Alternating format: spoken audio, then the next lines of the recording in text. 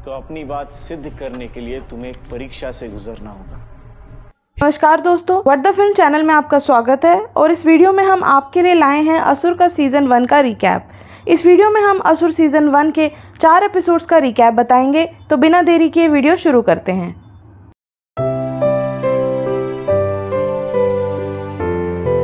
First episode शुरू होता है और हम देखते हैं 11 साल का लड़का शुभ और उसके पिताजी जो कि एक पंडित हैं, एक आदमी की पूजा करवा रहे होते हैं।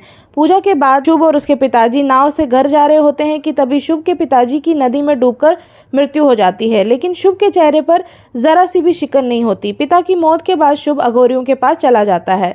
अब कहानी प्रेजेंट में आती है और निखिल नाम का एक आदमी FBI में फॉरेंसिक साइंस का एक प्रोफेसर होता है। निखिल को अपने काम से काफ़ी लगाव था, जिसकी वजह से उसकी वाइफ उससे ज़्यादा खुश नहीं थी, क्योंकि निखिल अपने काम को फैमिली से ज़्यादा इंपॉर्टेंस देता था। मीनवाइल इंडिया में एक आदमी जिसने मास्क पहना हुआ था एक औरत का मर्डर कर देता है।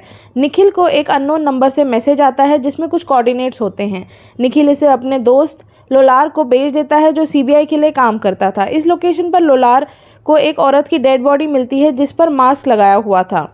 ऐसे कोऑर्डिनेट्स निखिल को पहले भी 2 बार मिल चुके थे और पहले भी दोनों बार उन लोकेशंस पर डेड बॉडीज ही मिली थी। इस केस पर CBI के top forensic expert Dhananjay Rajput और उनकी कलीग नुसरत भी काम कर रहे होते हैं, जो नोटिस करते हैं कि सारे डेड बॉडीज की राइट हैंड की इंडेक्स फिंगर कटी हुई होती है। यहाँ हमें पता चलता है निखिल पहले CBI में काम करता था, लेकिन DJ की वजह से उसने ये जॉब छोड़ दी थी। लोलार को किलर द्वारा इस्तेमाल की गई कार मिलती है और DJ इसे इंस्पेक्ट करने जाता है, पर कार को खोलते ही कार में ब्लास्ट हो जाता है। DJ अपने घर पहुंचता है जहां उसे एक एनवेलप मिलता है जिसमें एक पेन ड्राइव होती है और इसे प्ले करने पर DJ को पता चलता है कि CBI को मिली रिसेंट बॉडी और किसी की नहीं, DJ की वाइफ संध्या की होती है। फर्स्ट एपिसोड यहां खत्म हो जाता है। एपिसोड 2 शुरू होता है और कहानी 18 साल पहले वाराणसी की होती है, जहां हम देखते हैं एक लड़का जिसका नाम शुभ होता है। शुभ के पिता राधाचरण उसे असुर कहकर बुलाते थे, क्योंकि शुभ के पैदा होते ही उसकी मां मर गई थी। राधाचरण के खराब बर्ताव के कारण शुभ अपने पिता पर गुस्सा होता है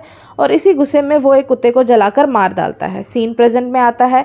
यहाँ DJ किलर द्वारा भेजा हुआ वीडियो देख रहा होता है। DJ किलर के गले पर एक टैटू को नोटिस करता है। इसी बीच निखिल भी इस केस पर काम करने के लिए इंडिया आ जाता है। निखिल उस टैटू को देखकर कहता है ये नागा ट्राइब का टैटू है, और दूसरी तरफ नागालैंड पुलिस को एक डेड बॉडी मिलती है जिसके पास भी सेम मास्क होता है। मीनवाइल नुसरत नागालैंड जाती है जहां पर वो उस बॉडी को इंस्पेक्ट करके एविडेंस कलेक्ट कर सके। CBI में एक और आदमी होता है जिसका नाम रसूल होता है, जो हैकिंग का काम करता है। रसूल लोलार को बताता है संध्या की कार में एक हिडन GPS मिला था और किलर के पास संध्या के किचन की चाबी भी थी। वहां नागालैंड में नुसरत को पता चलता है कि उस आदमी का नाम लाल थंजारा था। उसकी मौत जहर से हुई थी और इस आदमी के गले पर भी नागा ट्राइब का टैटू बना हुआ था। वापस आके नुसरत निखिल को बताती है कि ऑटोप्सी के दौरान उन्हें पता चला था कि संध्या ने रीसेंट अबॉर्शन कराया था। यहाँ रसूल लोलार को बताता है संध्या की कार से मिला GPS का कनेक्शन DJ के कंप्यूटर से था, और इन्वेस्टिगेट करने पर पता चलता है कि लाल कुछ टाइम पहले ही दिल्ली भी आया था। निखिल को लाल के घर से कुछ कैश मिलता है जिसे वो फिंगरप्रिंट चेक करने के लिए बेचता है, जहां उसे पता चलता है कि उन पर DJ के फिंगरप्रिंट्स होते हैं। निखिल को ये भी पता चलता है कि संध्या का एक्स्ट्रा मैरिटल अफेयर भी चल रहा था। सारे सबूत DJ के खिलाफ ही मिलते हैं। DJ निखिल को समझाता है कि कोई उसे फंसा रहा है। यहाँ अब DJ को अरेस्ट करने का ऑर्डर भी निकल जाता है और लास्ट में हम एक आदमी को देखते हैं जो अपनी सामने वाली स्क्रीन पर CBI की हर हरकत पर नजर रखे हुए था। एपिसोड 2 यहाँ खत्म हो जाता है। एपिसोड 3 की शुरुआत फिर से 18 साल पहले वाराणसी में होती है, जहाँ शुभ के दादाजी शुभ को एक साइकोलॉजिस्ट के पास लेकर जाते हैं। वहाँ डॉक्टर शुभ के दादाजी से कहता है कि शुभ का IQ बहुत ज़्यादा है। शुभ डॉक्टर को कहता है कि वो बड़ा होकर असुर बनना चाहता है। उसकी ऐसी बातें सुनकर डॉक्टर शुभ के दादाजी से कहते हैं कि उन्हें राधाचरण को समझाना चाहिए कि वो शुभ से ऐसी बातें ना करे। सीन प्रेजेंट में शिफ्ट होता है, जहां निखिल के फोन में फिर से 3 लोकेशंस आते हैं, जिसे ट्रेस करने पर पता चलता है कि ये तीनों लोकेशन कोलकाता, गुरुग्राम और दिल्ली की हैं। कोलकाता के कोऑर्डिनेट्स को फॉलो करने पर पुलिस को वहां एक कार में डेड बॉडी मिलती है। यहाँ जेल में DJ किलर को एनालाइज करता है और दीवार पर ही नोट्स बनाने लगता है। दूसरे कोऑर्डिनेट्स को फॉलो करते हुए पुलिस को गुरुग्राम की एक ग्रेवयार्ड का लोकेशन मिलता है और दिल्ली की लोकेशन पर पुलिस को एक कॉफिन बनाने वाले की शॉप का लोकेशन मिलता है। वहाँ उन्हें कोई डेड बॉडी नहीं मिलती, बस दीवार पर 9 आवर्स का टाइमर लगा हुआ मिलता है। निखिल को फील होता है कि इस बार किलर ने एक जिंदा आदमी को कॉफिन में दफनाया हुआ है और CBI टीम कॉफिन ओनर की डिटेल्स निकालने लगती है। इसी बीच निखिल को पता चलता है कि लाल के घर से मिले कैश पर डीजे के सिर्फ थंब के ही फिंगरप्रिंट थे, जिसका मतलब ये था कि कोई डीजे को फ्रेम कर रहा था। सीबीआई को कॉफिन ओनर की वाइफ से ओनर जॉर्ज का नंबर मिलता है, जिसे ट्रैक करने पर जॉर्ज की लास्ट लोकेशन ग्रेवयार्ड ही दिखती है। निखिल और उसकी टीम ग्रेवयार्ड पहुंच जाती है, जहां उन्हें एक कार में जॉर्ज बंधा हुआ मिलता है। जॉर्ज होश में आता है और पुलिस को बताता है कि पिछली रात एक मास्क पहना हुआ आदमी आया था, जिसने 10 फीट का एक कॉफिन जॉर्ज से बनवाया था। निखिल समझ जाता है कि किलर ने इस बार कॉफिन में किसी को जिंदा दफनाया है। तभी निखिल को जेल से डीजे का फोन आता है, जो निखिल को बताता है कि वो खतरे में है, क्योंकि किलर ने जानबूझ के निखिल को कोऑर्डिनेट्स भेजे ताकि निखिल इंडिया आ जाए। निखिल डीजे की बातों को इग्नोर करता है। निखिल और उसकी टीम ग्रेवयार्ड में 10 फीट का कॉफिन ढूंढते हैं, जिसे खोलने पर कॉफिन से ज़बरदस्त स्मोक निकलने लगता है, जिससे वहां प्रेजेंट सभी लोग बेहोश हो जाते हैं। तभी कॉफिन से एक आदमी निकलता है जो ऑक्सीजन मास्क पहने हुए था। अगले सीन में निखिल को एक रूम में बेहोश देखते हैं। निखिल को किडनैप कर लिया गया था। एपिसोड 3 यहाँ खत्म हो जाता है। एपिसोड 4 शुरू होता है और 11 साल पहले वाराणसी में शुभ और राधाचरण ने जिसके लिए पूजा की थी वो कोई और नहीं डीजे ही था।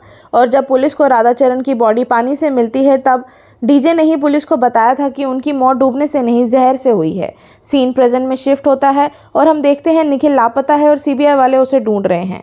इसी बीच निखिल की वाइफ और बेटी भी इंडिया आते हैं और वो वरिड हैं। दूसरी ओर जब निखिल को होश आता है तो उसकी फ़ोन पर किलर से बात होती है और उसकी बातों से निखिल को लगता है कि किलर यूएस से निखिल को फॉलो करता आ रहा है। किलर निखिल को ब्लैकमेल करता है कि वो उसकी हेल्प करे, नहीं तो वो उसकी वाइफ और बेटी को मार डालेगा। दरअसल किलर चाह रहा था कि निखिल एक न्यूरो साइंटिस्ट अभिलाषा चंद्रन को मारने में किलर की हेल्प करे। निखिल मजबूर था, इसलिए वो अपनी फॉरेंसिक नॉलेज की हेल्प से अभिलाषा को मारने में किलर की हेल्प करता है। निखिल के प्लान के अकॉर्डिंग किलर को अभिलाषा के टाइटेनियम टूथ कैप को आयरन टूथ कैप से बदलना होगा, क्योंकि अभिलाषा रोज एक्सपेरिमेंट से पहले अपनी मशीन खुद चेक करती थी और आयरन टूथ कैप जब मशीन के मैग्नेटिक फील्ड से इंटरैक्ट करेगा तो वो बुलेट जैसा काम करेगा। निखिल किलर को कहता है अगर वो बॉडी को पानी में डालेगा तो एविडेंस भी डाइल्यूट हो जाएगा। कोलार को एक कोऑर्डिनेट्स मिलते हैं, जिसे फॉलो करने पर उन्हें पानी में अभिलाषा की लाश मिलती है। क्योंकि एक अंडर वाटर क्राइम सीन था, इसलिए नुसरत डीजे की हेल्प चाहती है। कोलार और नुसरत डीजे को अनऑफिशियली जेल से क्राइम सीन पर लाते हैं, जहां डीजे कहता है कि ये मर्डर निखिल ने प्लान किया है और वो इसके ज़रिए हम तक कुछ मैसेज पहुंचाना चाहता है। डीजे और निखिल का जो पहला केस साथ में था वो भी under water crime scene. Episode 4 यहाँ ख़त्म हो जाता है। एपिसोड 5 से 8 का रिकैप हम जल्द ही इस चैनल पे आपके लिए लेकर आएंगे। तब तक के लिए हमारे चैनल को सब्सक्राइब करें और इस वीडियो को लाइक करें।